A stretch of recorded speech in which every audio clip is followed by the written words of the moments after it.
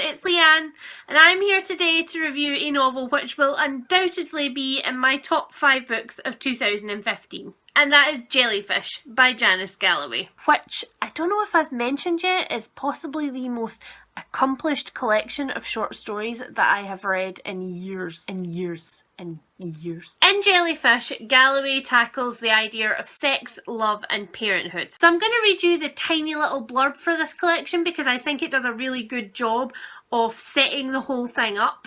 It says, in this sparkling and powerful new collection, Janice Galloway takes on David Lodge's assertion, literature is mostly about having sex and not much about having children. Life is the other way around. And St. Mark's, I love that phrase, and St. Mark's her multi-layered fiction with what she believes to be the greater truth. And she does it so incredibly well. There are 14 stories in this collection and each of them sequentially blew my mind. So each story in the collection does deal with the idea of sex and love and parenthood, and although only one of these things underpins the whole story, it's very clear that these three concepts can't exist without the other. And that in the underbelly of these stories, written in between the lines, are questions. Questions of self-worth, questions of purpose, questions of how it is possible to live every day without one of these passions driving you. And these stories have been really carefully ordered and linked together so that as you read them, a pathway forms and thought processes start to link together. So for example, the first story in the collection, the title story Jellyfish,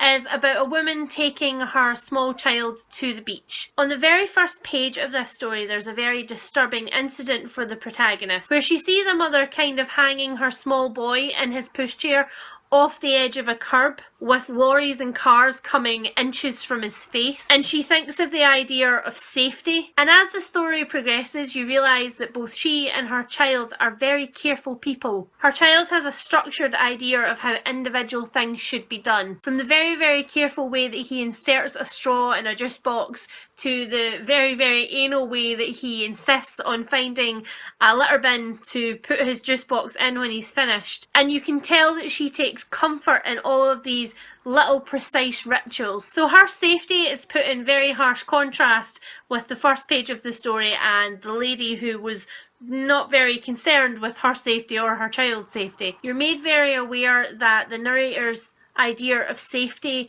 is a caged sort of safety, a very artificial safety, and by the end of that story the narrator finds a way to release herself and to release her child from that cage of safety that she's built around herself. And it's really clever the way that Galloway turns the idea of motherhood on its head, because in this story she has the mother releasing herself, and in the final story in the collection entitled Distance, we see a mother have an accident which any person could easily have with their child, and the consequences of that fairly minor accident in the grand scheme of things forces her to make the decision to release her child from herself. She convinces herself that in the act of clinging to her child she is spelling doom for her child, for the thing that she loves and cares for the most. And she very quietly and systematically dismantles her life and becomes a kind of hermit. Both of these mothers and both of these stories, which bookend this collection, remind us that there is a kind of base instinct to motherhood that has absolutely nothing to do with any kind of rationality or psychology, and that love doesn't necessarily mean fulfilling that biological drive of parenthood. So this idea of biological drive and base instinct and human instinct carries on through other stories in the collection which don't feature motherhood and don't feature people who have children. There's a story near the beginning of the collection called In Drugs and Rock and Roll, which takes place in an NHS mental health unit. And although at the beginning you're just kind of drawn into this story and this character's experiences in this voluntary mental health placement that she's put herself in, another character who our narrator has never really spoken to or considered in any kind of intricate fashion suddenly offers a confessional to her about the numbers of abortions and miscarriages that she's had in her past. And it introduces the idea that love and that sex are disposable activities and that the product of them is disposable. And in thinking about sexuality and intimacy, there is a story which is only a couple of pages in the middle of this collection which features several young boys who are working in a bar. It's one of my favourite stories despite the fact that it's the shortest, because it is a perfect glimpse, a perfect portrait of these young boys living their life. You're literally thrown in the midst of a moment. They're tending bar, they're all comfortable in their ambiguous sexualities. The boys, who are sweaty and in tight t-shirts, are in a very cramped space behind this bar and are touching each other very intimately and very knowingly, and they're giving away these very careless moments with each other. And then the narrator brings your attention to the person who is observing these people, who is you. And she has one of the characters from the bar turn his attention to you and says, he's looking at you. And it was actually a really bracing moment for me. I felt really exposed, because up until that point I had been considering the idea of parenthood, and somehow I had gone from the last story in the collection into this story thinking about these young men who are quite brazenly and barely sharing their sexuality with the world as somebody's children, and I almost felt like a parent, a guardian figure who was sitting there watching them do this. And so for one of them to turn a very sexually explicit gaze on you as the observer was really off-putting and really made me think. But in this collection there's another story which deals very explicitly with sexuality as something which is disposable, as a tool, as a barrier, as an armour to wear to the world. And positioned where it is in the narrative and bookended between two very different stories, it does beg the question of, why is this woman single?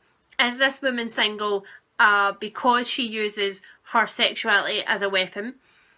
Would this woman be better off with children? And yet this story then tells you that actually this woman has taken in a lodger who is an adult female, and although she's a younger adult female, I think she's like 18 or 19ish, the character in the story cares about her. And the one time where she can be completely comfortable and completely open is singing opera in a bath with no makeup on, with the door locked, with nobody there to see, and she can be comfortable with as many tummies as she can see coming out of the fluffy bubbles, but she seems to only manage to do this with the comfort of the knowledge that this person, that this adult female, is just beyond in the flat, tidying things around and being quite domestic. And although the rest of the story becomes quite sinister, it does raise a really lovely question in the midst of all this parenthood and discussions about children, about whether parenthood is the only fulfilling way to go, about whether the idea of caring for somebody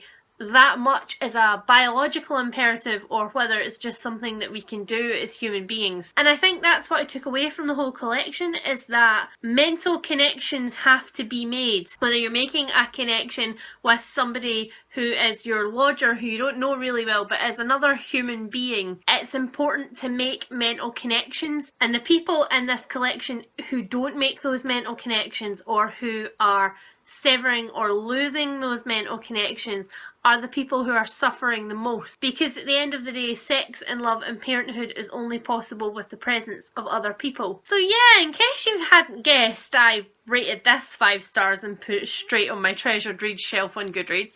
I requested this novel from Freight Books, who are a local Glasgow publisher who publish a lot of really fantastic Scottish fiction. And I cannot thank them enough for sending me this absolutely beautiful, beautiful hardback edition. And if Jellyfish even remotely sounds like your thing, I really, really would encourage you to pick this novel up. If you've read anything by Janice Galloway, or if you've read Jellyfish, please feel free to tell me about it in the comments and we can chat. And if you need me to convince you to buy Jellyfish, then also leave a comment, because I'm more than willing to force that on you and everybody. Christmas is coming, guys. Bye!